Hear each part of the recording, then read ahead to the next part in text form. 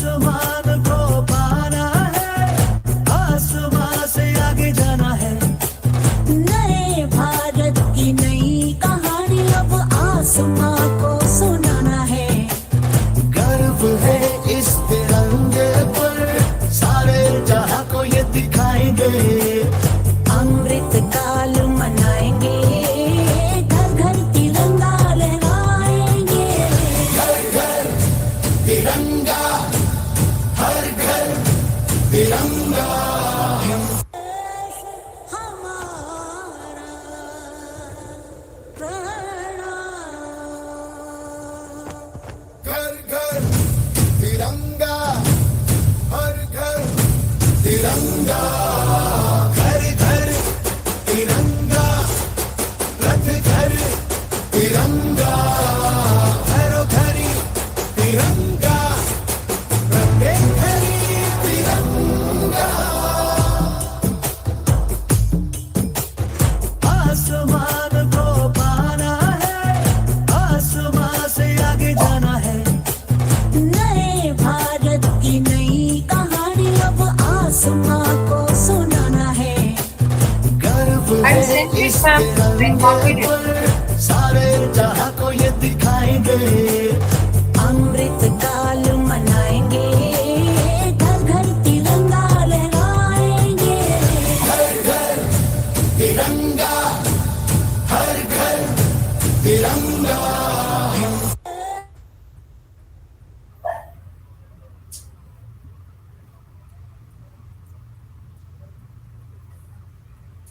Good evening, ma'am. Dr. Varsha Das has joined. Hi, Varsha Di. How Good are you? evening, madam. Namaste. Ma'am, you'll have to switch on your mic.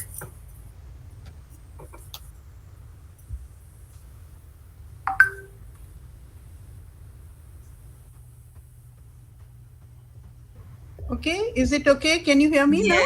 Yes. Yeah, thank you. Happy So happy Independence Independence Day to all of you. Thank you. Thank you, ma'am.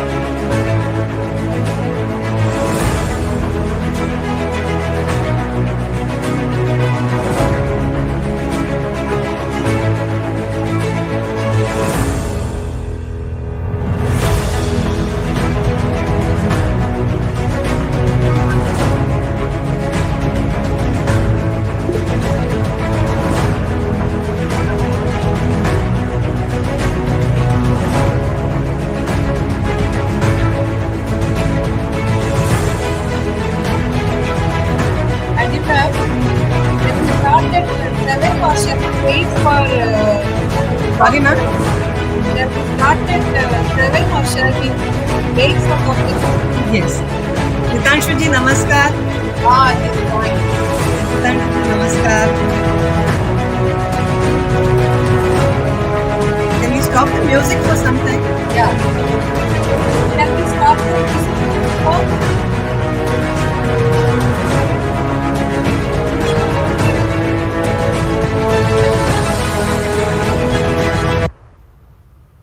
Yeah, thank you. Sitanshu ji, namaskar. Good evening. Please switch on your mic audio. Yeah.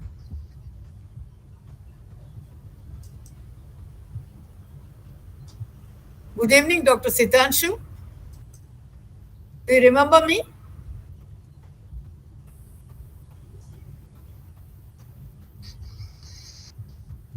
We can't hear you, Sitanshu bhai. Yeah. He's muted. Yeah. Sitanshu Bhai is muted.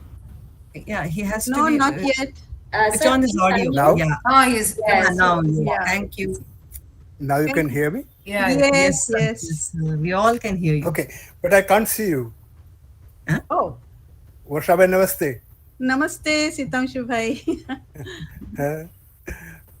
તમને બધાને I can't see you on the screen. કેમ નથી yet. દેખાતા? અમે તો બહુ મોટા મોટા ચહેરા વાળા. બહુ સરસ. Okay. All right. હવે દેખાયા? Okay. ઇન્દ્રાજી ની ઇમેજ છે આખી વચ્ચે પણ તમે દેખાયા. Okay. That's I important. can see Padmaji also. નમસ્કાર સર, નમસ્કાર. તમે ક્યાં છો? નમસ્કાર. અમેરિકામાં છો? ના વડોદરામાં.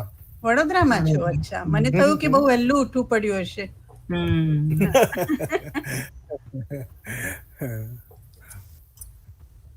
મને ગુજરાતી સરસ સમજાય છે. હા, સમજાય છે.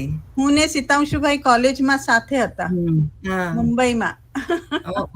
સેન્ટ ઝેવિયર્સ કોલેજ બહુ જૂની દોસ્તી છે. મુંબઈ પણ જુદું હતું. નમસ્કાર શ્રીકુમારજી, નમસ્તે. Kumar sir has joined. Good evening, sir. Happy Independence Day. He has switched off the mic. Sridevi जी बोलते हैं मैं केवल ये अनुचित है लेकिन मैं केवल वर्षा जी को देख सकता हूँ. ऐसा कैसे है? बाकी लोगों को भी आपको श्रीदेवी जी देखिए ना. दिखाई दे रही है? अच्छा. हेमा जी दिखाई दे रही है? Hello, good evening, Dr. Sitanshu. Who Do is you speaking, remember? please? I'm Indra. Oh, Indra ji. Hi. We How are used to you? be on the Saraswati Saman committees. I can hear you, but You can't see me. eventually I think we'll be able to see each Yes, other. hopefully. Something is But coming. very good to be with you, Indra ji, Thank you. Varsha ji, How are you? everybody. Getting along nicely. Here in a quiet place in Vadodara. So, and how are you? I'm fine, thank you. Hello, Mr. Verma. Shri Can Kumar you hear me? Verma, Talk I'm Indra. about, Yeah, can you hear me? Yes, Mr. Srikumar, we can. Yes, namaste. Good evening. Good evening. Nice and How are clear. you? Okay, thank you. Shri Kumar ji नमस्कार. Namaskar, मैं सितांशु बोल रहा हूँ. Sri Kumar. You're coming on and off. Yeah, yes. Namaskar.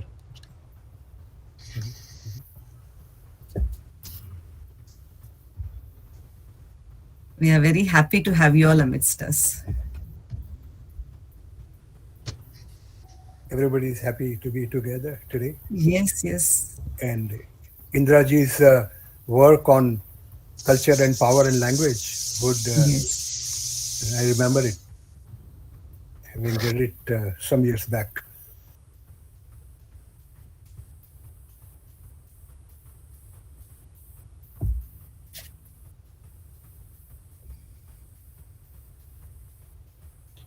और कौन आना है? Some more to join? Ma'am, shall we start the program? Yes, ma'am. All have come. Yes, the Yeah, guests have Sure, come. all have come. Purnima, can we begin the program with our respective nation?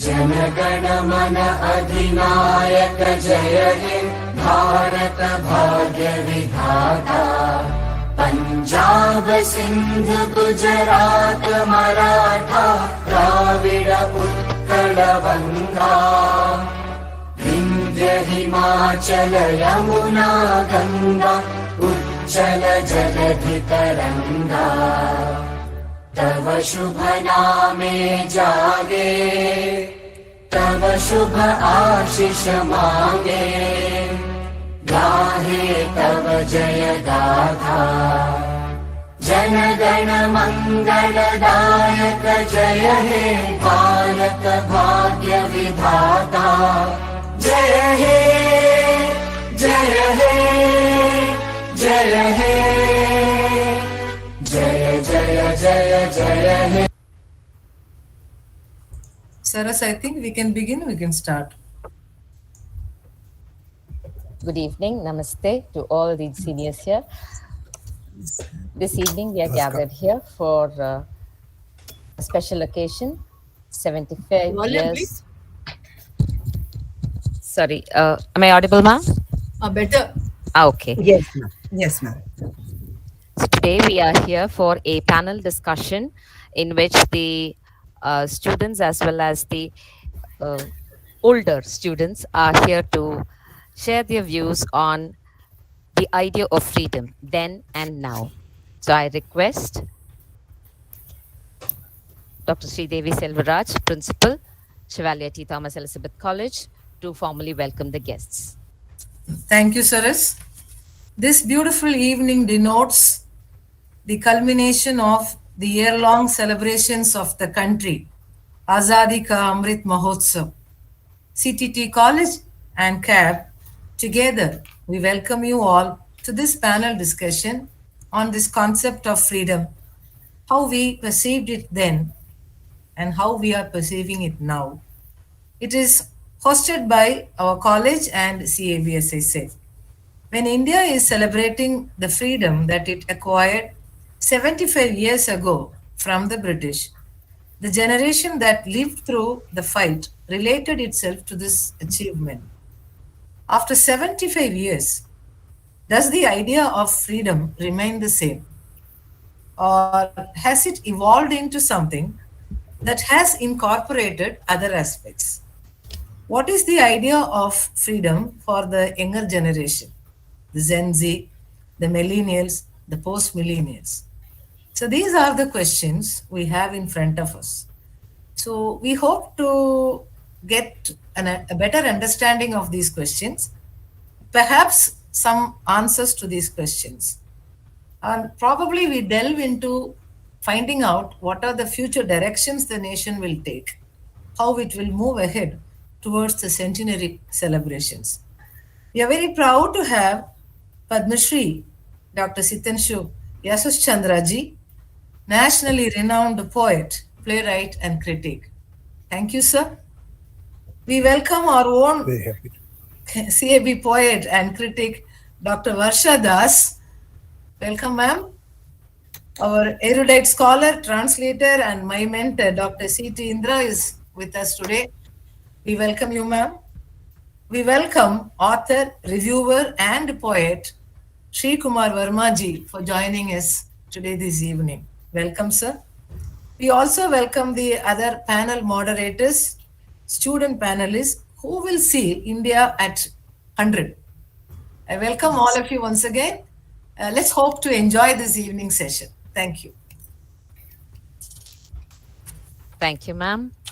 Now I request Paddy ma'am, Ms. Padmada Iyengar, to introduce Dr. Sitanshu Yasuschandra and invite him to speak after the introduction. Thank you. Okay. Respected Dr. Sitanshu Yasuschandra ji, Dr. Varsha Das ji, Dr. Ctte Indra ji, Shri Kumar Verma ji, my dear associates at Connecting Across Borders, Hema Ravi ji and Dr. Sridevi Selvaraj ji, who is also the Vice President of CAB and the Principal of the Ctte College for Women, accompanied by her colleagues from the Department of English, Professor Beena Thomas and Dr. V.V. Saraswati, and the students Jovita Rexi, Miss Kamal Tina, Miss Drisya TD, Miss Arrow Jasmine A, and Miss Andra Matthews, and my dear students from the college who have made the time to join us online at this panel discussion themed on the idea of freedom then and now. I extend my hearty Azadi Ka Amrit Mahotsav greetings and a warm welcome to you all. Happy Independence Day.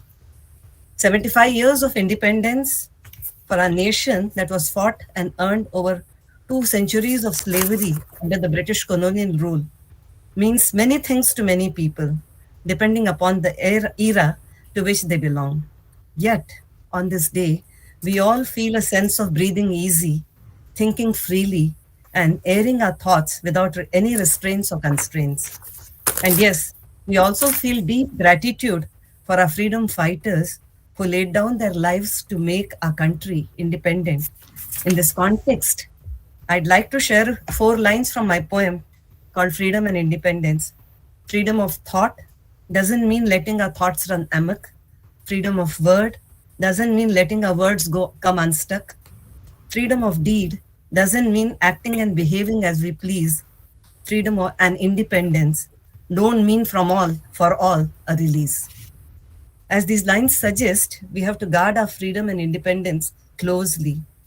A few inappropriate actions that demonstrate intolerance or hatred can simply throw us back into the era of slavery.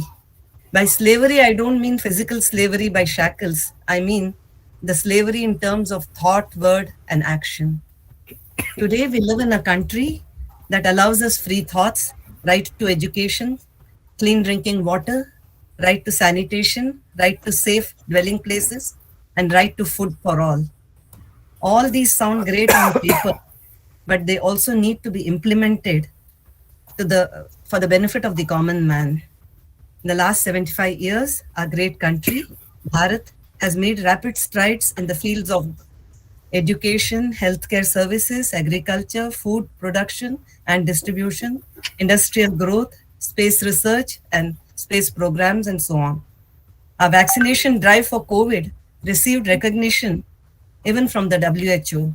In fact, we are no longer a third world country, as we have often shown to the so-called advanced countries that we are capable of doing and achieving in any sector of growth, development, and progress. All this goes to prove that we have it in us to achieve what we set out to do.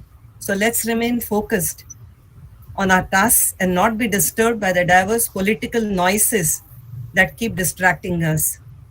Come, let's today once again reaffirm our faith in the principles of democracy and peace that our great nation believes in and stands for. Let's all move together to consolidate our achievements so far and take our nation to greater heights. I strongly believe that together there's nothing that we can't achieve. I once again welcome all of you, and I have great honor and pleasure now in introducing Dr. Sitanshu Yashas-Chandra. Namaskar. Namaskar. Padma Shri Dr. Sitanshu Yashas-Chandra is a nationally renowned Gujarati poet, playwright, and critic. His books in the Gujarati language, His books in the Gujarati language have been translated into English, Hindi, Marathi, Bengali, etc. He is the former Vice Chancellor of Saurashtra University and a former Chief Editor of Encyclopedia of Indian Literature at Ctte Academy. A Fulbright Scholar and a Ford West European Fellowship recipient, he did a doctorate in comparative literature from the Indiana University, USA, and another doctorate in Indian poetics from the University of Bombay, now Mumbai. He studied, researched, and taught at the universities of Mumbai and Vadodara in India, Sorbonne, Paris in France, and the universities of Pennsylvania and Chicago in USA. For his poetry and plays, Dr. Sitanshu Yashas-Chandra has been honored with the Sahitya Academy Award, the Saraswati Samman, Gangadhar Maher Samman, Kusumagraj Samman, Kabir Samman, and Gujarat Gaurav Award, and many more. He was conferred the Padma Shri by the Government of India in 2006. Thank you. Over to you, Dr. Sitanshu Yashas-Chandra. to share your thoughts with us. Hello, friends and colleagues. It was so good to listen to Padmaji, not the later part, but the earlier part, where she conveyed the sense of confidence that our country now feels, especially the young people. They simply go beyond the barriers of so many barriers, third world label, as Padmaji said, color, economic standing, social standing, and in sports and in so many areas, so much confidence. I think that is a great achievement. We had a similar confidence before independence when Gandhi led us. The whole country was so confident. Quit India, they were able to say. Okay, now the other thing that Padmaji said, that freedom, but what do we exactly mean by that? Freedom, as Eric Fromm has said, from what and to what? So these are the two important questions. Freedom towards what and freedom from what? Now, then and now brings us squarely to that question of freedom. The most fortunate thing, Indraji, as your book examining the relationship of culture, language, and power shows, we have a long den. Not many countries, not many civilizations have such a long den, such a long past.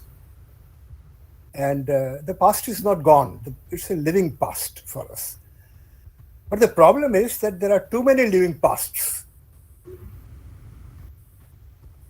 The centuries and millennia of Indian culture is, how shall we say, it's multiple. So many things have happened. From the Mohenjo-daro culture and its commercial entrepreneurship to the Vedic period, old Tamil period, and through Bhakti literature, so many defeats. I don't think any other culture, any other human culture has been defeated so often and has refused to be defeated again and again, and without excessive violence. I think that is the essence of Indian freedom. It refuses, though of course, because it doesn't, what Gandhiji used to say, topa bad. Gandhiji gave us two wonderful Gujarati words, topa bad and tapa bad. Top is cannon. So the violent abilities, topa bad, and tapa bad. Tapa is self-control. I think that is why India has been defeated so often in our history, because we didn't quite have the topa bad that others had. We didn't have the violent strength of so many of the invaders. So but we had a discipline, self-discipline. And that's why we survived again and again. So from this long past, where Buddha was also there, but all the emperors were also there from south and north. So the empirical India and the compassionate India, these are basic options before us. They are not exclusive. But if you accept only one, then there is a problem. The empirical India has to live side by side with the compassionate India.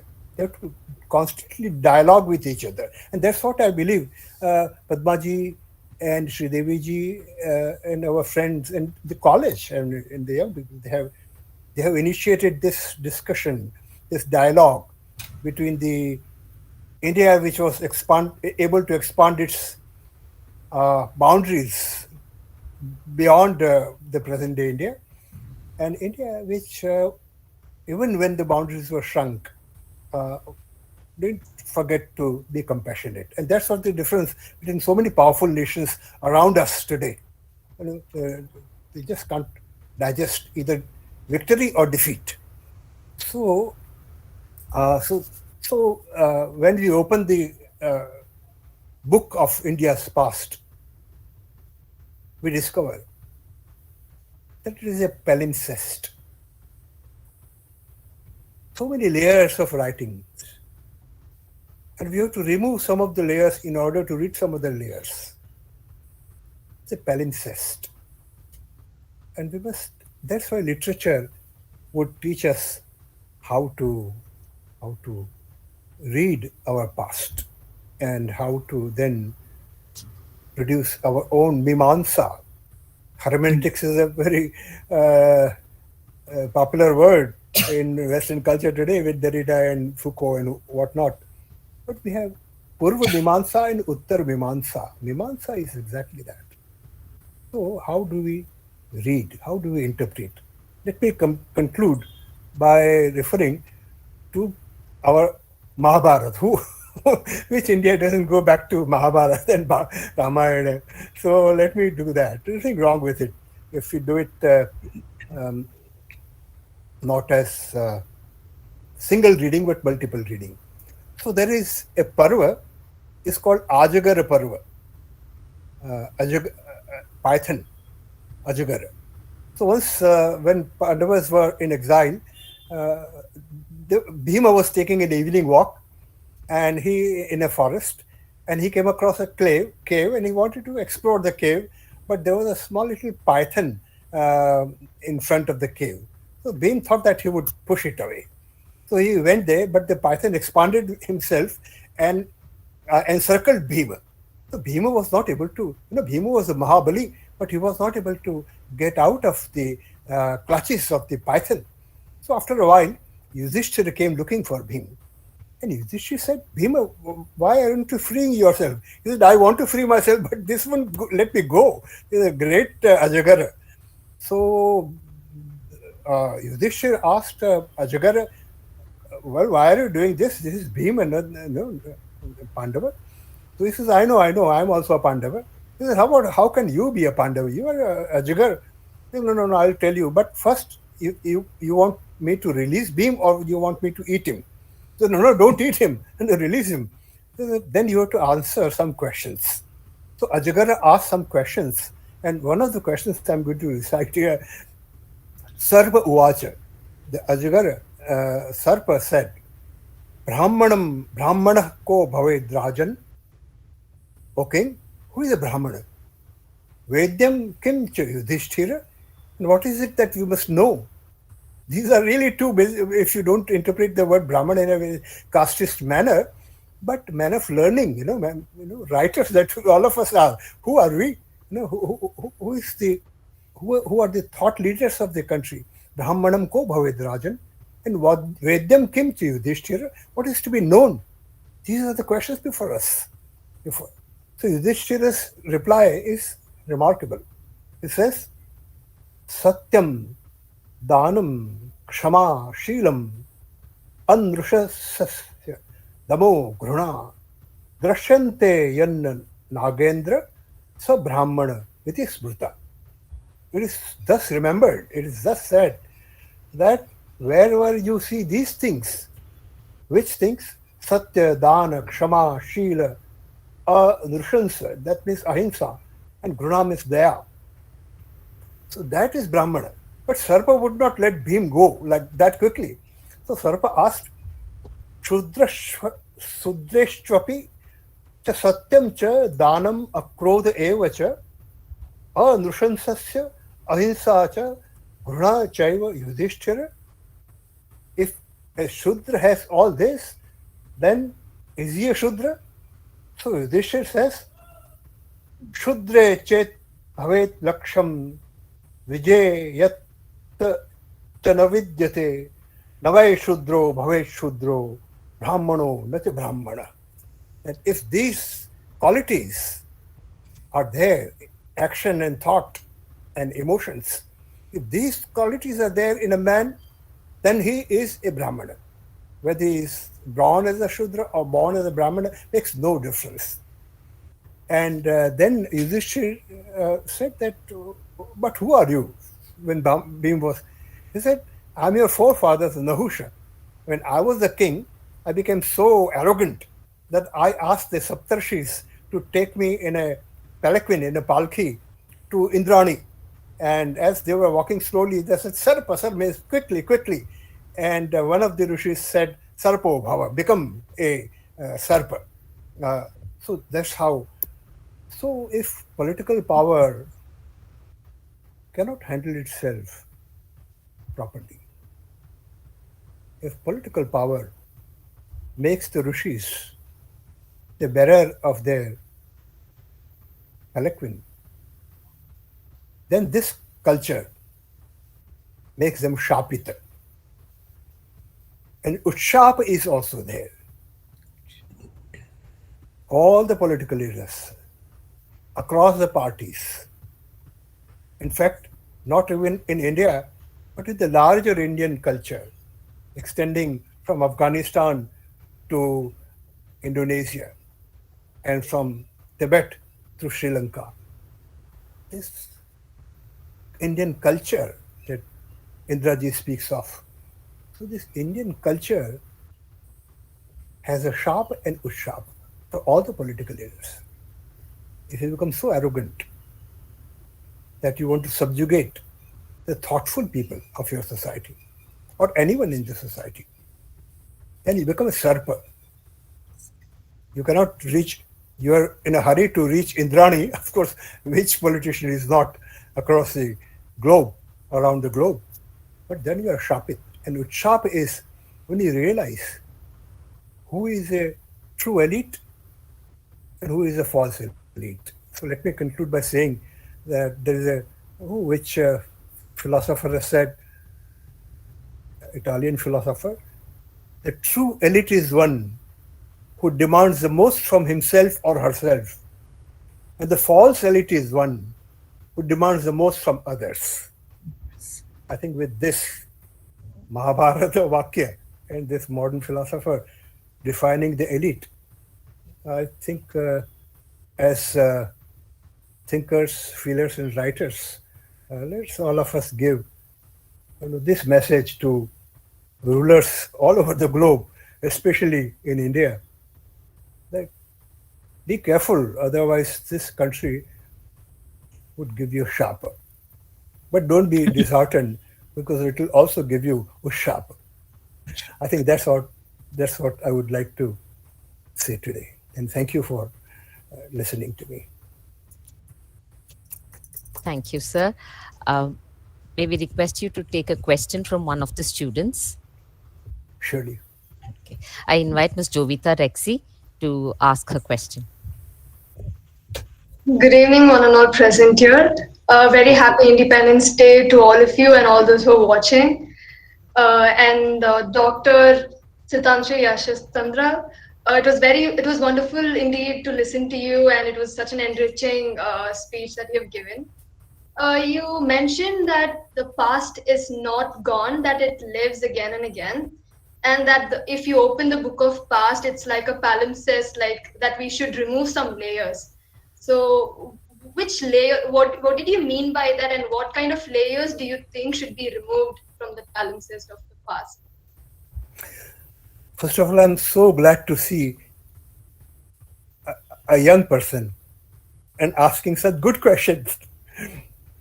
So that is first thing, that the hope of India is in the questioning youngsters and not the obedient youth. I hope others are also listening beyond our little group. So not obedient youth, but questioning youth. That is, I'm so happy that you asked me that. Now, if I answered your question, I will defeat the very purpose that all of us are here. Who am I to tell you, young lady, who am I to tell you what to erase? and what to read. If that happens, this culture will give me a sharp, I'll become a Ajgar. Because that is the point, that no one should tell us. No foreign power, no domestic power. No political power, no economic power, no religious power, no social power. No power should tell us which surface of writing to remove temporarily. It's young people who should decide, and thoughtful people should decide. So, as we move into next week and next month and next few years, I hope to listen to your answer and see your answer of what is the young people, what have they decided. So thank you for asking that question. Thank you so much, sir. Very well answered. Always welcome. Thank you, sir, for taking your time to join us and answer the question, and for giving the students something to aspire to. I'm sure we have the YouTube live streaming as well happening. So quite a few youngsters are listening to you and her. So I'm sure that they will also start questioning in a good way and find the answers. Thank you so much, sir. Thank you. And also this will be uploaded in our college YouTube channel. We have Ctte Media, where students continue to watch it again and again. So whatever we are speaking today will be digitally recorded forever. Great. That's wonderful. So moving to the next speaker, it is my pleasure to introduce the eminent writer and well-known multilingual poet and translator, Dr. Varsha Das. Welcome, ma'am. She has authored fiction and non-fiction as well as radio plays. Her poems are included in several anthologies all over the world. She writes in Gujarati, Hindi, and English. She has translated works from Bangla, English, Gujarati, Hindi, Marathi, and Oriya, polyglot, if I may say so. Many institutions such as the Kendriya Sahitya Academy, Gujarati Sahitya Parishad, Soka University, Tokyo have made themselves proud by honoring this excellent artist.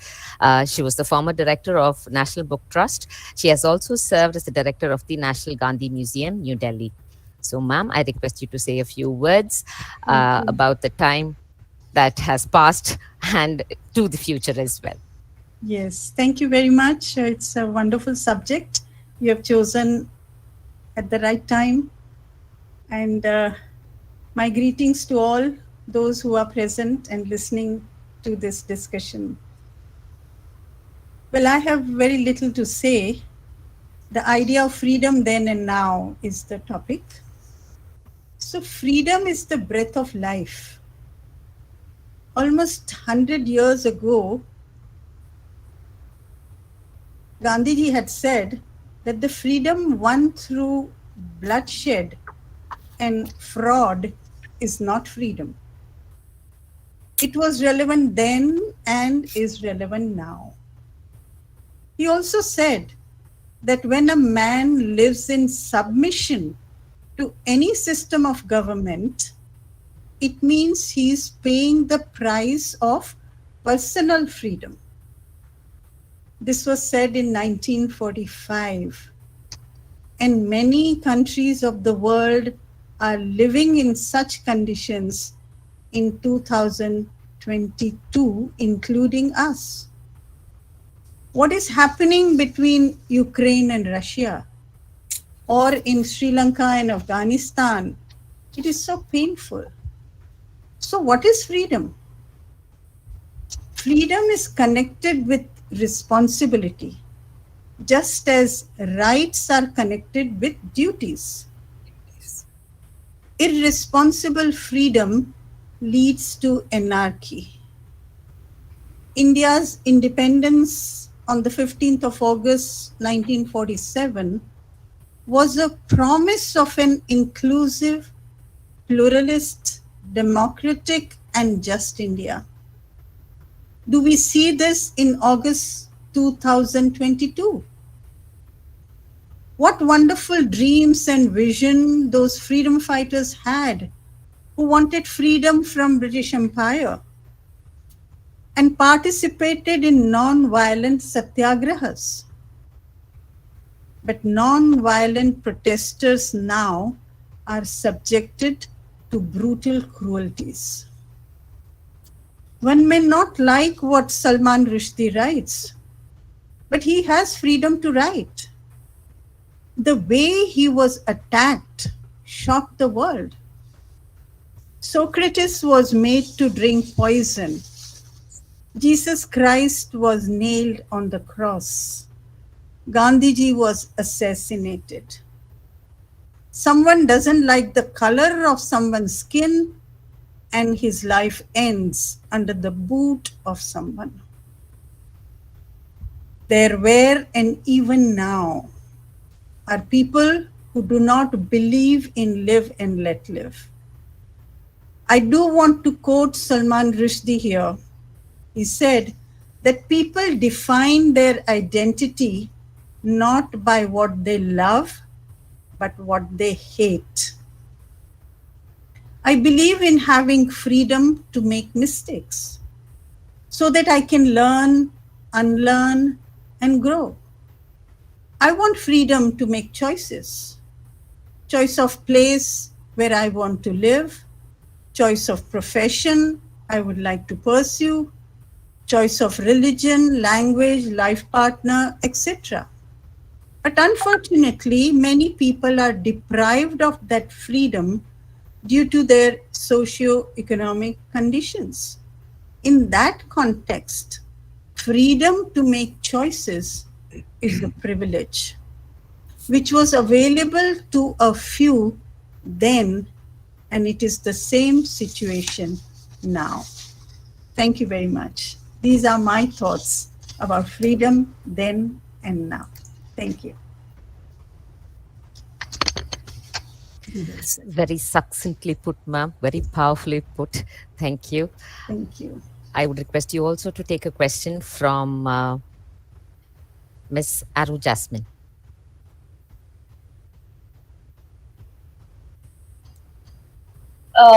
Good afternoon, good evening, and a very happy Independence Day to everyone present.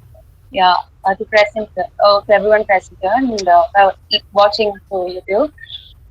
So my question is, so you said like I wanted to ask about freedom of expression. So what is your view on freedom of expression? Sorry, I couldn't get. What is your view on? So I wanted to know about like freedom of expression. What is your personal views on freedom of expression? Well, we all have freedom of expression, but I think looking at the present circumstances where people have become not only sensitive, but their reactions are so violent, so cruel. We don't want to leave that kind of a past for the future generation. So we have to be careful. Like at this platform, I was able to say whatever I want to say. But at some other platform, I will have to say it in a very subtle manner or with some metaphors. So it all depends in which situation I am. I have to be creative and imaginative about that.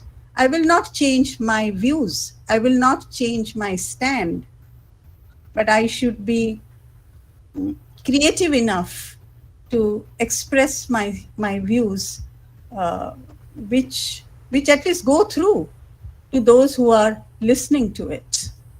So the times are very difficult at present, and we have to live through it by setting an example in our own lives. Thank you. Thank you. Very well said.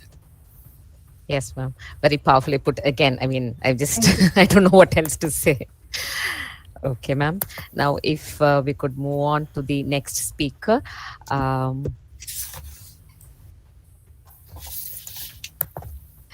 It is again my privilege to introduce Dr. Ctte Indra, Professor of English, retired from the University of Madras. Dr. Indra was the director of the International Center at the university. She was largely responsible for the introduction and success of an Australian studies course, which allows postgraduate students to specialize in the work of Australian writers. In recognition of her stupendous service, Dr. Indra was bestowed with the Australia-India Council Special Award. The Center for Colonialism and its Aftermath is an interdisciplinary research center based at the University of Tasmania.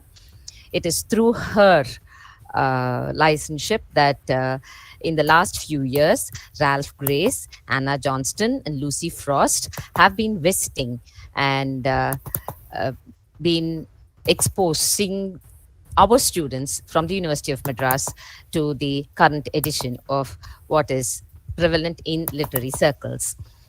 Dr. Indra has been also a recipient of Fulbright postdoctoral fellowship at the Harvard University, a British Council visitorship to Cambridge University, and a Faculty Enrichment Award to Canada from the Shastri Indo-Canadian Institute. She has translated poetry, drama, critical articles from Tamil to English. And as Dr. Yasha Chandra just mentioned, it was a British Council project on the English Tamil in colonial India that has been published in 2 volumes, which is the latest work of Dr. Indra. Ma'am, I hand over the session to you. Thank you, Dr. Saraswati. Is my audio okay? Yes, ma'am. Okay. I'm deeply honored to be associated with one of my favorite colleges in the city of Madras. It showed what it is to just strive against all disabilities and disadvantages by the collective will of the management, the faculty, and the students. And to just, not to make a mark, but to become, first of all, not to exist. So I'm very happy that I'm in a position to just be part of this program along with Ctte College and the other one, which is almost international, connecting across border, about which I came to know Dr. Padma Iyengar and so on. I'm not a pessimist. I'm in fact much too enthusiastic, lacking in judgment, even though I spent so many, nearly 33 years in the Madras University. I had not lost my spirit. But I'm a little impatient now for various reasons. The speakers before me have explained their positions and their deep knowledge of Indian culture, Indian civilization, the inheritance, and so on, in very specific terms. I must also mention that I know Dr. Sitanshu because I have been with him on the Saraswati Saman jury for several years, and later he himself came to be awarded one of the Saraswati Saman. Thank you. Yes. And he mentioned Professor Manavalan, who also got the Saraswati Saman, whose famous, most erudite book on Ramayana we recently translated and published from Delhi with Asta. I do not know whether Dr. Sitanshu is here. Dr. Parsa. Right here. Basis. The camera has failed, but okay. Dr. Indra Parsa, the basis. Greetings to you, Dr. Sitanshu. I enjoyed those years when I sat with you in this program. My points are related to the way in which now I'm listening to Marvel's famous line, I hear time's winged chariot at my back. And therefore, this is not the way normally I speak. But when Dr. Sridevi asked me to just put down my thoughts, I just thought I would just make some of my points. They may not be as erudite or as profound as those of the previous speakers. We are living in an age when all the instruments of progress and development are mostly wrongly templated. I've been in some way preoccupied with this idea that our life has been in some way, public life, private life, or collective life has been wrongly templated and therefore you see we have become like sucked orange rather than succulent orange, I should say. So I feel that all the instruments of progress and development are mostly wrongly templated. This is one point that struck me. The other is, this means instead of a quantum leap into a future, because look at the topic, what was freedom then and what is freedom now? So instead of a quantum leap into a future of harmonious development, we are going round and round in mazes, like the fallen angels described so brilliantly by Milton in Book 2 of Paradise Lost in his discussion of pandemonium. We confuse mazes for progress. Most often, you see, this is without our knowing it, it's happening.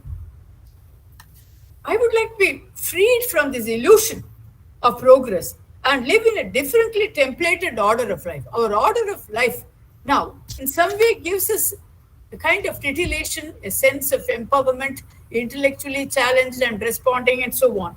On the other hand, this gives you an illusion of progress, and I would like to live the rest of my life, I would like to number the remaining years of my life into a different order of life, where freedom and progress are meaningful.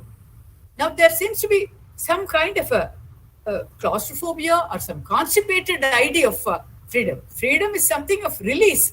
On the other hand, it seems to be constipating us, I should say. Sorry to use very mundane words. I'm not a writer or anybody. I listen to people. Take, for example, media. We pay every month so much to Tata Sky or cable TV and so on. But what a sad waste of time to watch them. Not only English media, but even vernacular media. So many of them proliferating like our population. Okay, the proliferation of media gives the impression of knowledge enrichment. We seem to think that we are enriched, we have gained knowledge, and so on. It is the contrary. It seems to obfuscate knowledge.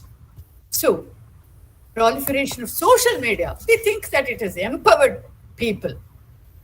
It gives the impression that the respondents are free thinkers, because you can say what you like. You can just challenge Michael Vaughan when he makes deliberately some kind of comment about an Indian cricketer, and then you just enjoy, you see some of his comments and so on. This has become a kind of a play, I should say. So the respondents they get the impression that they are free thinkers. Often they turn out to be purveyors of cant. Some of these social media in vernacular or in English, of course, somebody like Sri Kumar Verma, I've listened to him in the Madras University and also elsewhere in the British Council, connoisseur of words and so on, and others also who write in Gujarati or any other language.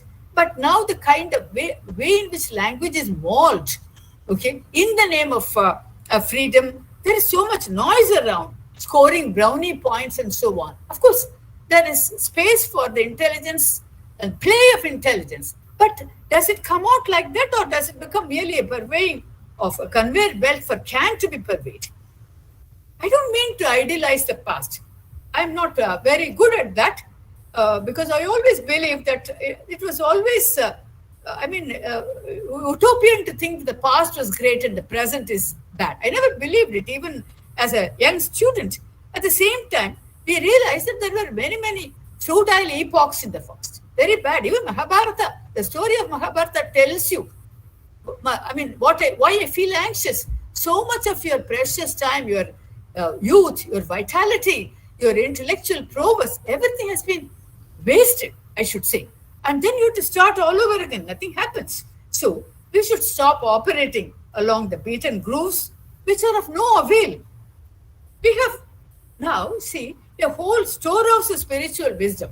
Both Dr. Varsha Das and Dr. Sitantu also spoke about the civilizational values, fostered by our civilizational values. But we treat them as stories for media. It's rather sad that the way media turns everything into a story or topic. Therefore, when a soldier dies or when a terrorist attacks, when something happens, it becomes a story. And therefore, the focus is more on the person who covers that rather than on the soldier or the victim, because we don't find that interesting.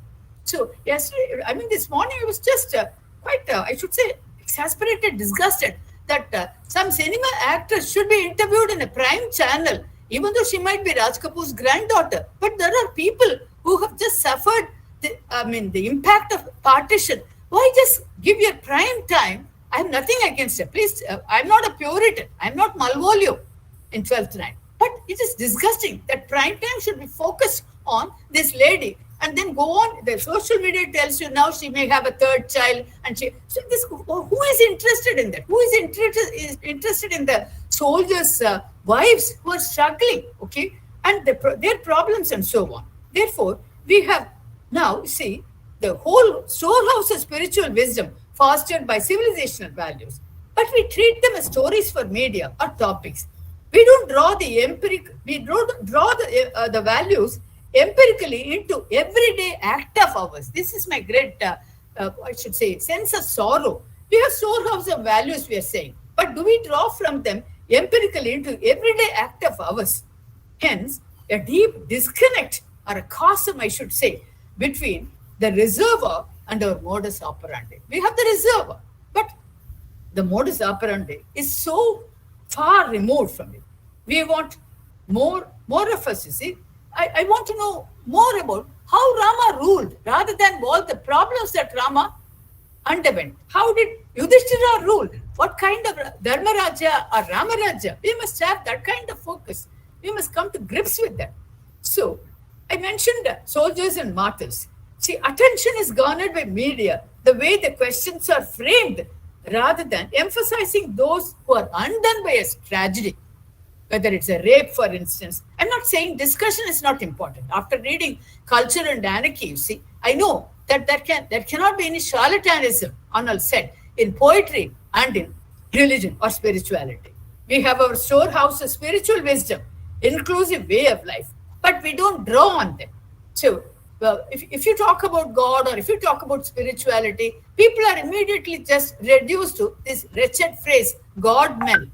I'm not interested in God men. Media has just made this our whole heritage into some kind of trivial thing. So I'm not a pessimist, as I said in the beginning, but I'm a little impatient. I want to free myself from the clutches of wasteful engagement. I would say there is now wasteful engagement, and invest in the vital and my vital and collective mental energy in a market which will bear rich dividends. I'm using contemporary language. I'm not saying market is just spoiled us. Let me have a new idea of market and investment. My personal energy, my vital, the collective and mental energy should be reinvested and in a new market, and rich dividends should be reaped. How are the institutions run? Because this is partly by Ctte College. I was thinking, forever in the last 10 years of my life was wasted filling up forms and making others fill up forms. Now, if you cannot fill up a form, that has become now the order of the day. I mean, even though you are educated, filling up the forms, those small blocks, you see, make you a fool. So now, forever filling up forms of assignments unrelated to ground reality. So we have masters; they just come and dictate terms to us. So we master the art of form filling, but lose the power of joy. What is education? There is the power of joy in seeking, learning, imparting. All that is gone. This has become this. Carlyle talked about mechanization, how we are reduced to machines. But this is much worse. We must empower every facet of our being. Are we empowering every facet of our being? No. I was reading nearly 6 years ago, 7 years, as soon as it was published, not 7, Amartya Sen's idea of justice.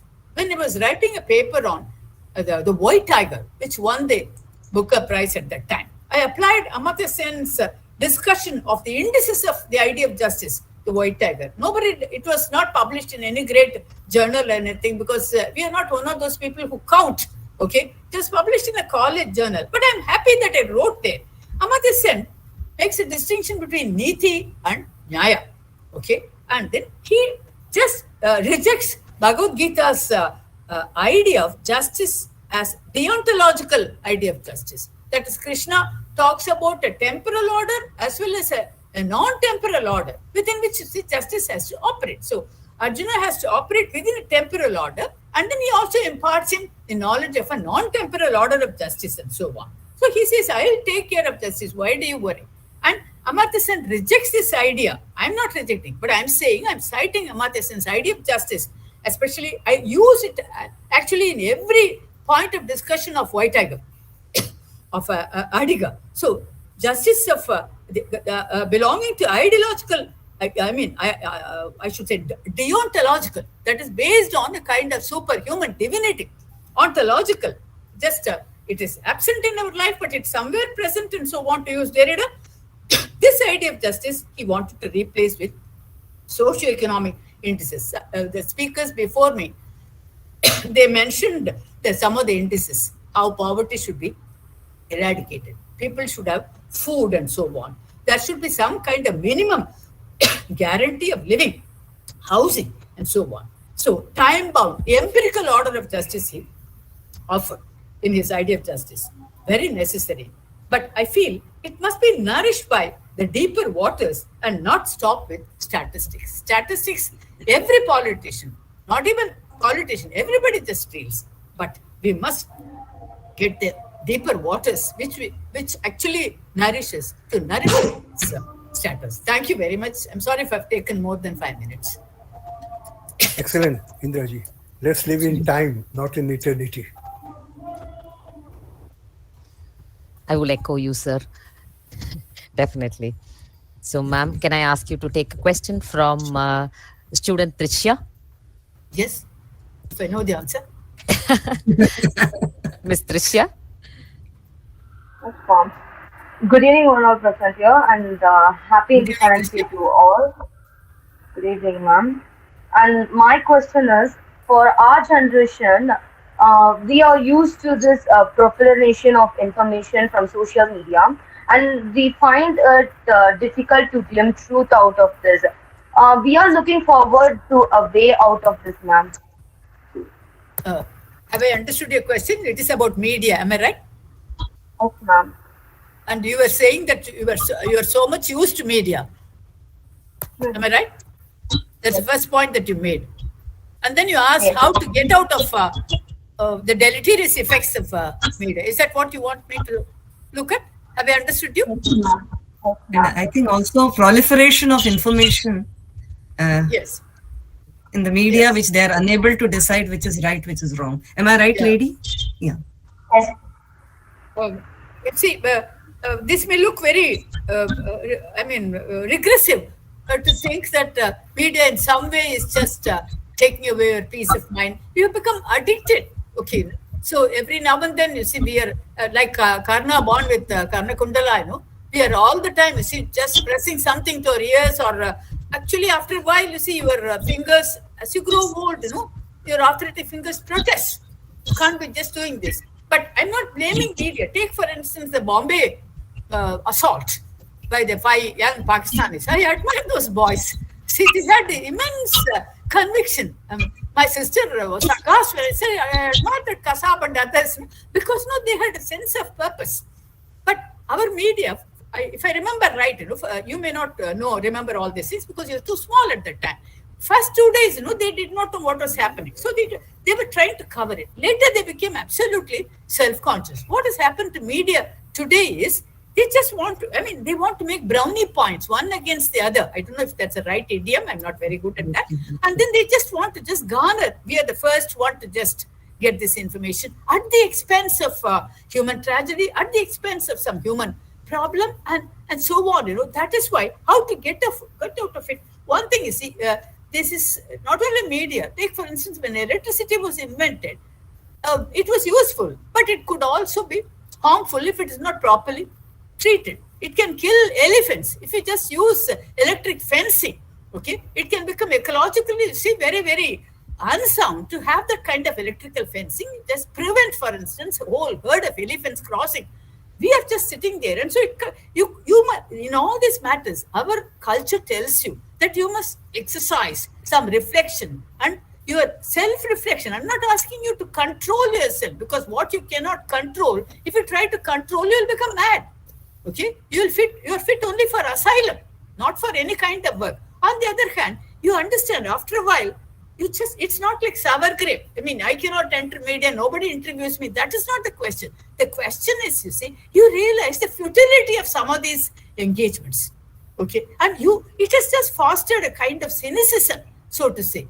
And it has just, taken you far away from humanistic concerns, larger concerns, spiritual concerns, deeper yearnings, and so on. So great people like Baba Amte or Vinoba Bhave, or the man who just, poor man, he came all the way and protested. He wanted Lokayukta, and then people just made fun of him and so on. See, that simplicity is now, treated with contempt, because it is not like Kareena Kapoor appear on the media. So every one of you in your generation should think of how to just arrest this kind of decline. Media should be used, and there are institutions which are promoting media and producing so many Kauravas and others in some way.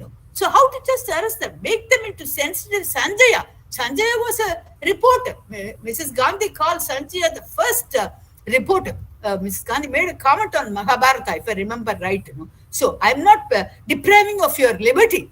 By all means, enjoy. You become one, but you just stop at a point when you realize that your soul is just in some way deprived of its vitality. Thank you.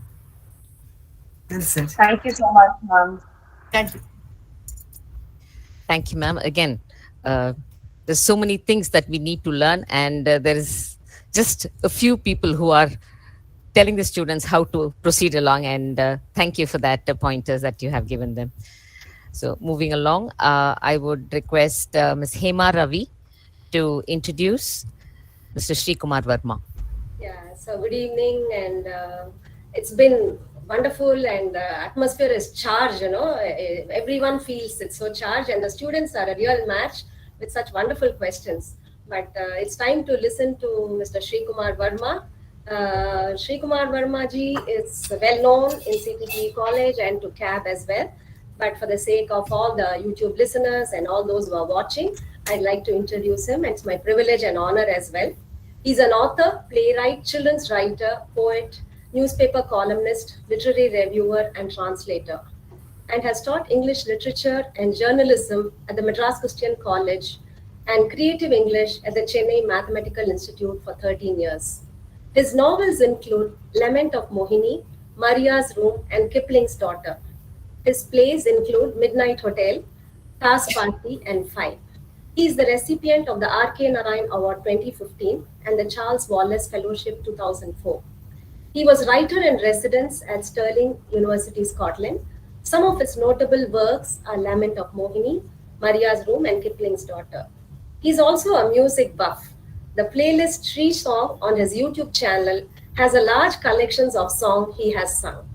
So I think we must all watch it sometime. And hearty welcome, sir. And we are very eager to listen to your words. Thank you, sir. Thank you so much, Hema. Thank you so much. It's such a delight being here, and such an honor to be among so many people. Always a pleasure to catch a cab driven by Ctte and arrive here. And it's a delight to be in a panel where Dr. Indra is here. That's something which I was looking forward to. Today, when we think of freedom then and now, I think of my father, who celebrated freedom in his own way back in his youth. Those were the definitive days of the freedom movement. He and his classmates used to, walk down the road in Trivandrum, and they used to occupy the whole breadth of it. There were very few cars those days on the roads, and they either belonged to the British or to very important officials, government officials. So all these vehicles had to defer to the whims of these boys.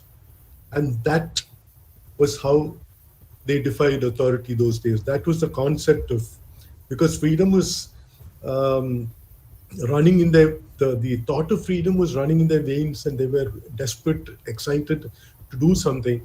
And this was one of the ways he said, this arrogance of occupying the whole road and blocking the other cars. That was one of the ways they expressed it. Later, our country became free, but Kerala was yet to accede to the Indian Union, and it still consisted of Travancore, Cochin, and Malabar. It was only in 1956 that it became an entity called Kerala. My father was born in a place called Kidamanur, which was also where Raja Ravi Varma was born, and went to high school in Trivandrum. And he was soon caught up in the throes of the nationalist movement. So what happened was, when one day he went back home to Kidamanur, and he removed all the pictures of the Maharaja and the previous ruler, the Maharani, from his family home, and replaced them with a portrait of his hero, Subhash Chandra Bose. It was quite a shocking thing those days. But little did he realize that within 5 years, he would be marrying that very same Maharani's daughter. So that was my, those interesting stories of freedom movement when he was so passionate about it. And then he sort of, came back into the fold, and he he learned Hindi, and he became an MA in Hindi, and because of this excitement. Of course, his dream of free India and a unified state of Kerala also came true. Kerala became part of free India in 1956. But my generation grew up taking freedom for granted. Today, freedom is a double-edged sword, not just in our country, it's all over the world. It's no use talking just about our country, it's all over the world. You can do what you want, but there is always someone or some group ready to take offense and troll you or beat you up or even kill you. Freedom of technology has given us world citizenship. You can be all over the place. You can talk to people from all over the world. But we realize that more than half the world cannot take freedom for granted as we do in our country. Social media has opened out our frontiers, but somehow it has closed up our minds. It is left to our youth now, our youngsters, to clean up the mess on the earth and in the skies and in our minds, and set out a fresh agenda where we can celebrate our differences rather than trying to destroy them. And this is not a new thing. It is always the same. Society always has fresh blood, new, young minds coming in and making a difference. That has always been there. It is like standing on a beach and watching the dirt being swept away by new waves again and again. And that is what we expect this time as well. Because the worrying thing is that thought is stagnating, as Paddy had suggested earlier. Thought is stagnating. It is stagnating within groups. It is stagnating within ideologies or political parties or religions. We can only free our minds when we are truly free, when our minds can think alone. When our minds are independent, when our minds can think alone and our bodies can stand together. That we see everyone as one unit, but we can think separately, think for ourselves. And that is the real freedom. So let's think about this. Perhaps your new freedom fight, the younger generation's new freedom fight, is as important as the one we fought for so many years ago. With that thought planted in the minds of our young students, I think we can go ahead with some degree of confidence. Thank you. Amen to that, sir. So may I request you also to take a question from one of the students? Absolutely. Yeah, Miss Arthur Matthews. Unmute yourself. Good evening, everyone. And first of all, I would like to wish you all a glorious Independence Day. And I'm very honored to get to know such dignified personalities and for giving such an enriching wisdom of words. And good evening, sir. And my question to you is, I heard that you feel very proud about your roots of Kerala. Even myself, I'm a Keralite and I feel very proud about my roots. And my question to you is that, is a Kerala really free? Do we have that freedom that we had? And even not just, that question is not just about Kerala, all over our country, do we have such freedom? And are we free of all the norms? Or can we look towards a country that we can live in happily without being, I'm sorry, it's a Absolutely. problem, network problem Absolutely. right here. No, absolutely, Adra. Thank you for asking me the question. Thank you for sort of taking this. This is the exciting part of life. This is the exciting part of every generation. That there is a fresh new generation which comes in and sees, looks around and brings a fresh wave. See, basically, where is freedom, Adra? Where does freedom lie? I'm asking you a question. Where does freedom lie? Because I'm also a lecturer, so I will ask you a counter question. Where is your freedom lie? Does it lie in what you see around you in the country, or does it lie in your mind? According to me, sir, if I'm answering that question, it lies within me. Absolutely. So each person who questions is the one who brings in that freedom. So whether it is Kerala or it's Tamil Nadu or whether it's North India or whether it's any part of the world, there are freedoms being taken away. But equally, there are freedoms being asked for, fought for, struggled for. You may experience pain and undergo suffering for a while to make your point. But there are people who will listen, and there are fresh minds working. It is not just technology, and it's not just literature where minds are sort of blooming and new voices are coming up. It is all over every field. And that is why I think I am encouraged, I'm excited. It has never been, that stagnation has always been swept away by new questions and new enthusiasm, in my opinion. Thank you so much, sir. Thank you for answering my question. Thank you, Adra. Thank you, sir. So now we have listened to all the invited panelists. May I now invite Professor Beena Thomas, Head, Department of English, Ctte College, to make her observations on the panel discussion.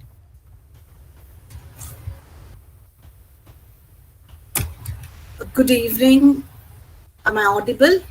Yes, ma'am. And happy 75th Independence Day to each of you.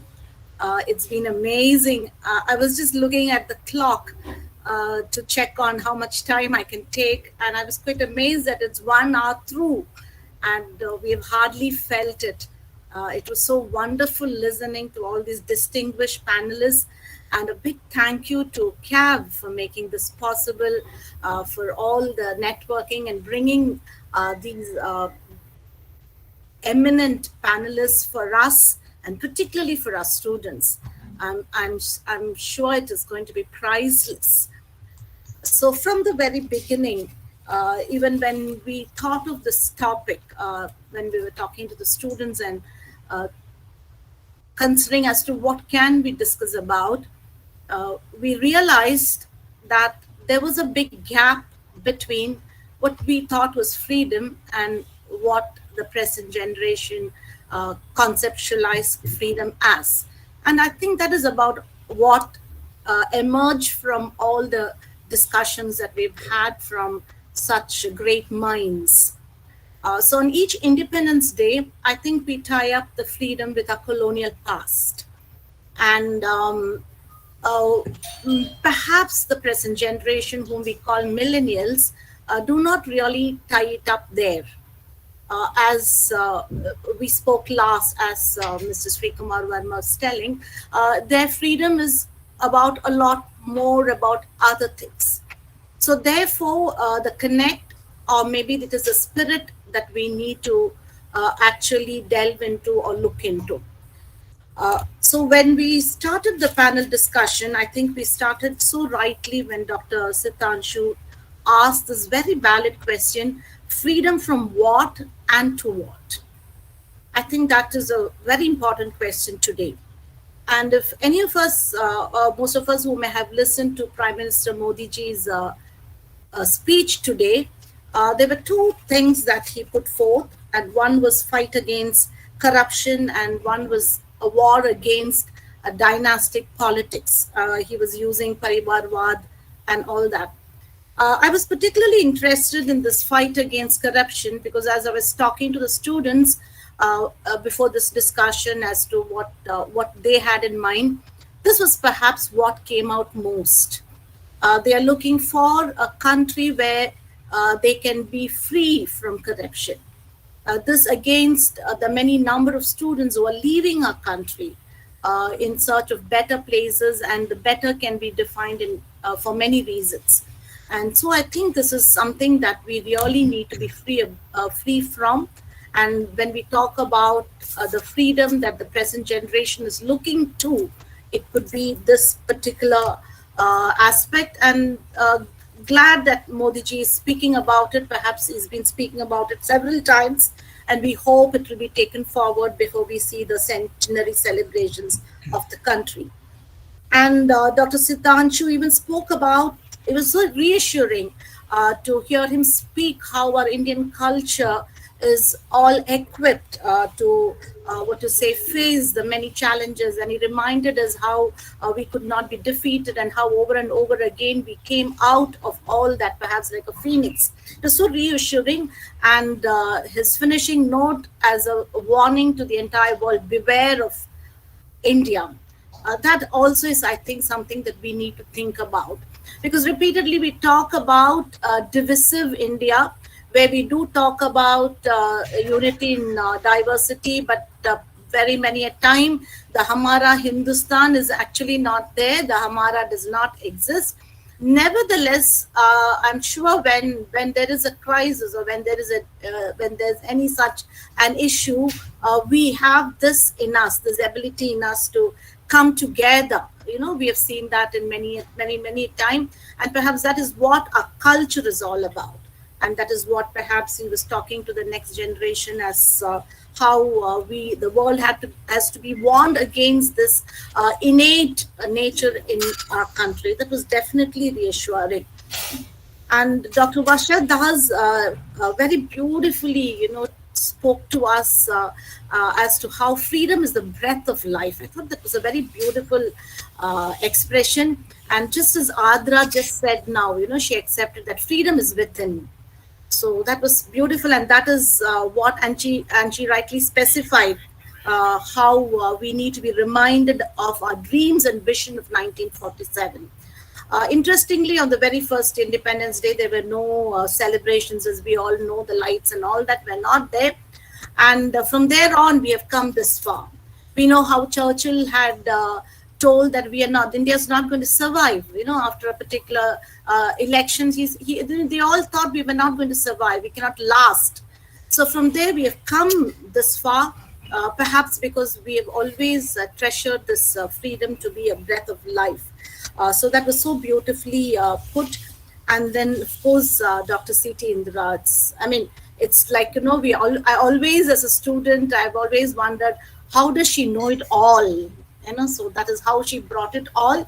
But honestly, madam, I did not really expect you to be bringing the social media to today's discussion. And that was the most relevant mention too, because that is what we see is there, as you said, as you so rightly said, the maze that we are in. And most of the time, unknowingly, that is so right, because that is what the students are in. They're just not able to sift through what they are hearing. And as you said, like how it's all a story.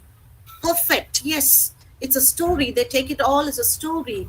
And how much of the aspects in the story are being focused is a big question mark. It's really sad, And how you even rightly told us about the reservoir we have, but we have not learned the modus operandi. It's very true. So I think, I'm even I have got now something to take to the students and perhaps, discuss among them and bring them more into what they need to, because I really understand, as you said, you alerted us about the wasteful engagement that we are involved in, and maybe as teachers we too have a responsibility to make it more fruitful, now and then, to make them understand. So definitely I think for the present generation what we need is the collective and mental energy that you were speaking about, to reinvest it in the freedom that we are looking for. So I think we'll have to think together and bring together, and therefore, come to the power of joy that we can find in freedom. And the last discussion that we heard from Mr. Sri Kumar Verma, the definitive ways of freedom, truly interesting in a very creative manner, which I think is his trademark. I've listened to you a couple of times before. So creatively, you brought your Kidamanur memories, and in just those detail, you gave it all. It was so interesting, the arresting details in that you gave it all, how it was then and how it should be today. You rightly said about this double-edged sword, and I think what I 100% agree, and what we are all conscious about now, is how technology has made us, or given us, a world citizenship. Rightly said, sir, particularly about the students of the millennial students, because we were discussing this. For them, their patriotism does not lie about being in India. They can be in Canada and they can still be an Indian, thorough Indian. They can be in America. I mean, the crossing the boundaries not making them less of an Indian or less patriotic or less, the nationals' feelings and all that. So the boundaries, I think even Dr. Sitanshu ji was talking about that, the boundaries, does it matter? So, and when you talk about freedom, their freedom is not linked to the colonial past at all. So therefore, I think that was so rightly said when they about this. And yes, social media again has closed our minds. I think this is, I really do not know whether we have a solution to that. Maybe we can have another panel discussion where we can think about it, think of ways. And definitely as teachers, we need to know. I think that itself is open topic for another discussion, where how we can help the younger generation. From the questions that the students were asking, it looks, or it is clear that they need help. They're conscious, but they're not sure how to come about it. So it was so beautiful again how you wound up saying how minds think alone and bodies should stand together. I think these are all the takeaways that we are going to take on this Independence Day. And at the end of this panel discussion, we may have to strongly think as to what freedom are we referring to. Definitely. So from where we started, freedom from what, and freedom towards what, and we also need to think about what freedom we are referring to. So as we cross this historic milestone, and as we set goals for 2047, the panelists, I don't know how many of us would see that 2047, but you young students would be there. So your time starts now. So you will have to work towards it. And maybe I just wrote down, this, what I thought should be the freedom for the future: freedom to be fearless, freedom to imagine, freedom to evolve, freedom to create collectively with grace, responsibility, and empathy. Thank you. That's all from me. Thank you. Wonderfully summed up, ma'am. I think you left pointers for the students to carry forward. So I would now invite Ms. Jovita Rexy to present a couple of her views. Good evening again. It was wonderful to listen to all the panelists here. And I think I'm going to repeat a few things what the senior panelists have said so far. And yes, freedom has evolved, is evolving, and will evolve. The idea of freedom has always been same and not same, and I will come to that in some time. And for us as youngsters who are not directly in contact with the colonial times or the colonial setup of freedom, our idea of freedom lies in different things. And yes, we should acknowledge our past, our freedom fighters, our the kind of colonial bondage that we came out from. I think it's important to acknowledge. And as ma'am said, how as Beena ma'am said, how even people from India who has gone out and settled are carrying their Indianness with them. For the millennials and for the Gen Z, I think there's one representation throughout the world that has come into, which is the Marvel Cinematic Universe. I think a lot of youngsters are are fans of these superheroes and stuff. And recently, the Marvel Cinematic Universe has launched this series called Miss Marvel, and she is a teenager who is the first Muslim superhero of the world. And the partition of India and Pakistan is the major backdrop of this entire series, and it's beautifully showcased how our past was, and it even has bring to the fore a lot of discussions from non-Indians, and they are discussing about our past and about India and so on, which is really good. And the representation globally is something which has come now. And when we say that this representation as how internationally it has gone to, there's something like how the world looks at India. And I just read this article yesterday, I think a day ago. Ramachandra Guha has written an article, and he referenced to Narendra Modi ji, and how he says that the world looks at India, its growth and its potentiality, the way it's a manufacturing powerhouse, etc. And Guha says that yes, the world looks at India, though not really looks up to India. I think which is something very powerful, and we need to take it as Indians. And even it was quite disheartening to read how the Freedom House report has downgraded India to 67 to the global pointers of 67 out of 100. It was 71 and it was 75 even before, and it has downgraded to that. And we have to, I think, as younger generation, as people in India right now, we need to look forward to why is it so. And actually, the Freedom House report has given their reasons because of the disparities and the discrimination of the minorities that has happened in the recent years. And and then Guha says that yes, the world view of us is very important, but the way we view ourselves is much more important here right now. So which brings me to a personalized kind of an argument where Veena ma'am rightly said why people are looking out to go to other countries to educate for education or for employment.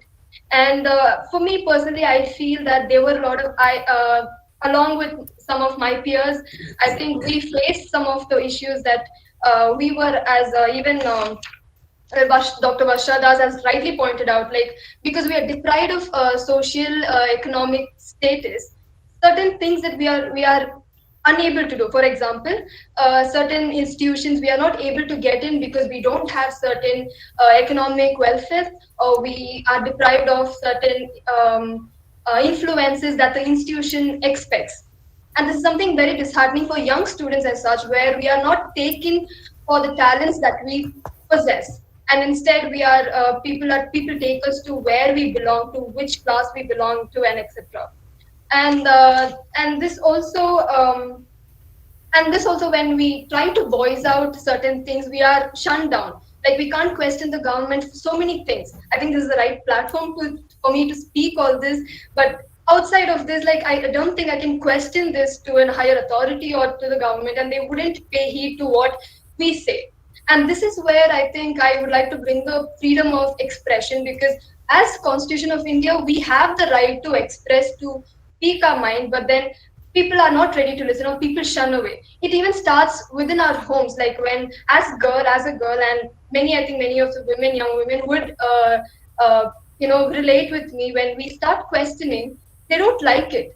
They think that we are going over the board, and it starts from there. And in schools or other colleges or institutions, like they say, oh, don't speak to this, it's too controversial, don't say this, don't say that. I mean, if we don't speak controversial things, who is going to speak? Our freedom fighters 75 years ago, they did the controversial thing what was there that time. They went against the ruling power at that time, and they spoke the controversial thing, they did the controversial thing. And if we youngsters are shunned away from doing this, I don't think we can produce good future professionals. And this is my thought, and as it was quite disheartening to see what happened to Rushdie for speaking his mind out. And as rightly pointed out by the panelists, like, it's the freedom, to speak whatever we want. If another person disagrees, let them disagree in a good manner than inflicting violence upon the other. So, and I also wanted to quote the famous poem written by Tagore, where he says, "Where the mind is without fear and the head is held high," and he goes on to say, "Where words come out from the depth of truth." I think it's important for all of us to speak our minds out. And as even Dr. Sitanshu Yashchandra said, that we need to ask questions, but we need a forum where we are listened to, where we are given the chance to question out. If we are shunned away, I don't think a lot of people will actually question. So with this in mind and hoping to have a good freedom and good thoughts in the future, I end my thoughts here. Thank you so much for listening. The last speaker was the most engaging one. She's our student, sir. She's doing her MPhil. Yes. Excellent, Jovita. Really wonderful. Thank you, Jovita. I would now call upon Ms. Kamal Tina, who is a PG student in our college, to present her views. Good evening, everyone present here. I'm elated to be in this panel today, and happy Independence Day to everyone. I'm just going to present my views on the topic given. So the idea of freedom has shifted over the past few years, but its ideologies developed over time in the ever-changing society. And we still keep on exploring freedom through different decades, even in this 21st century culture. And in pre-independence India, the idea of freedom for the people was that India would be a country where freedom of equality is enjoyed in its true sense, and where equal opportunity is given to everyone. Their idea of independence was not in political terms, but also to secure social and economic equality for every individual without discrimination. But as Jovita rightly pointed out, as a girl, she was not even given freedom to share her thoughts and views. She was shunned by the parents, or every women undergo this, I guess. So, but if we trace history, nowhere men and women were treated equally and given the same status. And in some cases, women were essentially regarded as enslaved adults or children under the authority of their husbands or fathers. So women have always been fighting for their rights and position in society. But now, when we talk about the women's status in independent India, then it has surely been improved a lot. The Constitution protects women against exploitation and also ensures that they are given equal rights and opportunities. The structural changes in India have brought into many opportunities for women in the fields of education, employment, and even politics. So these changes led to the reduction in the exploitation of women, as they have been granted equal status as men. The improvement in the status of women since independence can be seen in the areas of legislation, economic sectors, social and cultural life, and so on. So in the field of education, after independence, the educational rights of women were promoted and they were made aware of the value of education. The ratio of women pursuing higher studies or even women taking up the education has been improved gradually since then. And as an educated woman, especially an educated mother, had a powerful influence on society. And in the economic and the employment fields, the number of working women has also steadily increased, and they are recruited in almost all posts such as teachers, doctors, advocates, and so on in the major cities of India. And they are also recruited in the armed forces such as military, air force, and naval force. And they are also granted political power and they are free to take part in the administrative process. So, for example, we have Draupadi Murmu, who has been elected as the President of India, and she is the first woman from the tribal community to become president, and also the first president of India who was born after independence. So, yeah, to conclude, India has gone through a lot of changes since independence. Today, women's status in Indian society has radically changed since then. So, yeah, lastly, I wish every woman to reach great heights and be free from all evils that try to pull you down. Thank you. Thank you, Ms. Kamaltina. That is a very impassioned plea for the women to break the glass ceiling. So now I invite everyone to have a kind of an open session. If you have any observations, thoughts on what has so far been discussed.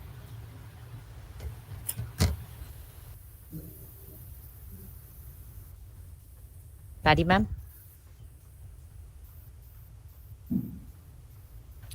Is she there? Your mic is muted, ma'am. Ma'am.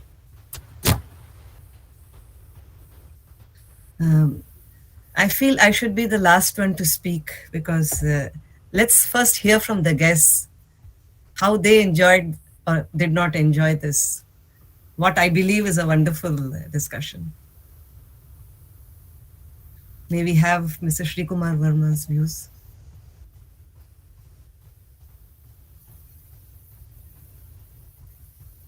Is he there?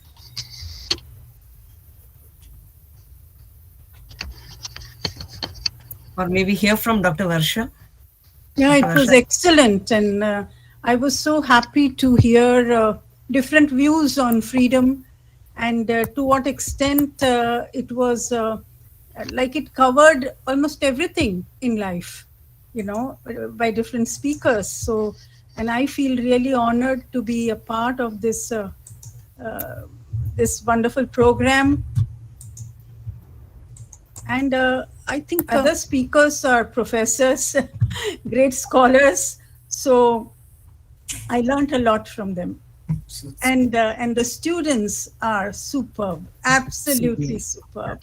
So I think I must congratulate the principal and the teachers for grooming them so beautifully.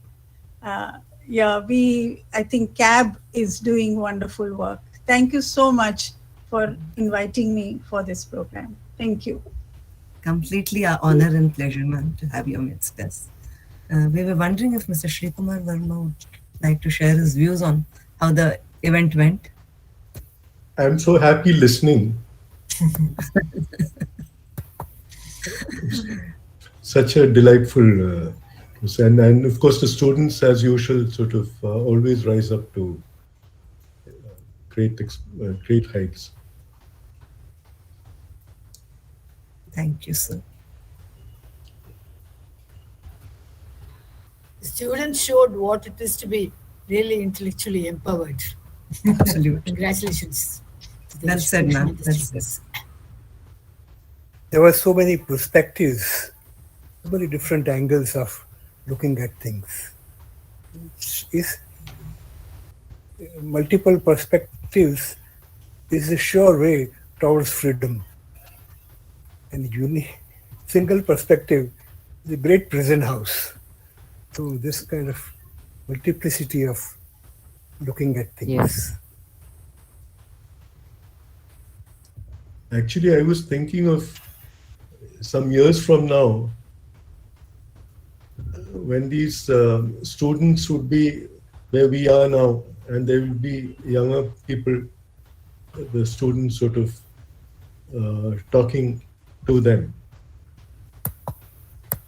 when the next generation takes over. Yes.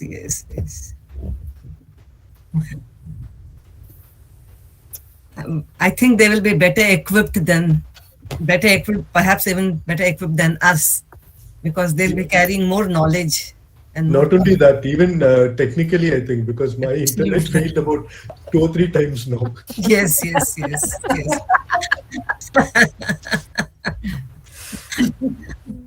That's true. That's very true.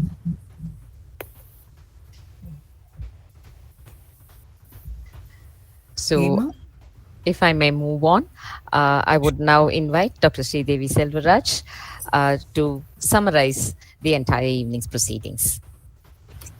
Thank you, Saras. Interestingly, in spite of the diverse opinions, I did see a beautiful pattern emerging. I would start with Paddy ma'am and Varsha Das ji and Shri Kumar ji. The three of them were talking about how it is important to guard our freedom and how we have to be very careful in using it and keeping it intact for the next generation. And Dr. Sitanshu and Dr. Indra, they were also talking about freedom, but interestingly, they had a perspective, or probably in layman's words, a solution, and that solution is very interesting. See, for example, Dr. Sitanshu was talking about how India survived because of its perhaps a non-violent methodology of living. He said, compassionate India. That is very interesting because when Indian thought went abroad, philosophers like Santayana wrote a lot about humility. And later on, T.S. Eliot took that idea, and he was also writing about it in his Wasteland and Four Quartets and other poems. India has stood for humility, and this is what even Dr. Indra was talking about. She said, freedom is a release. You shouldn't be caught in an identity. The moment you are caught in an identity, you lose that simplicity. So both of them were giving us a kind of a solution. How do we come out of these technological problems or taking freedom for granted? How do we prepare the earth for the next generation? Both of them were hinting at leading simple lives. So which I am taking as a takeaway today. So thank you for inviting me. Wonderful opportunity. Thank you, ma'am. That takeaway for the intellect. I'm sure everybody's waiting for the next takeaway for the body. So I would invite Ms. Hema Ravi to propose the formal vote of thanks.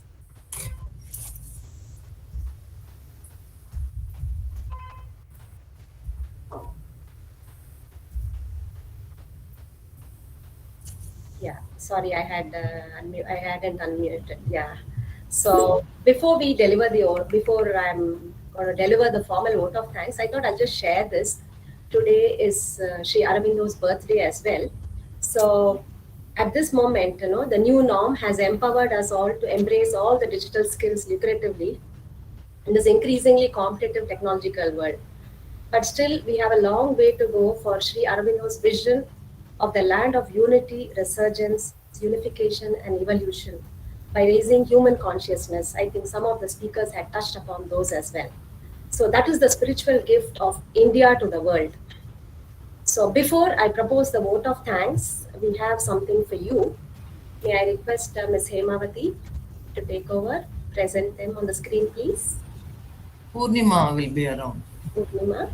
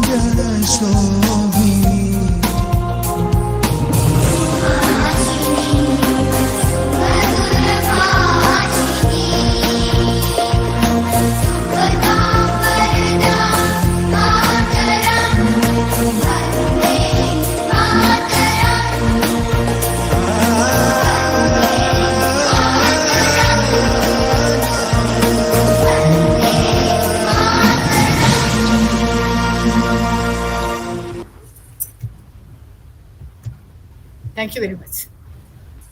So it's wonderful to propose the vote of thanks on behalf of Connecting Across Borders and Ctte College, Chennai.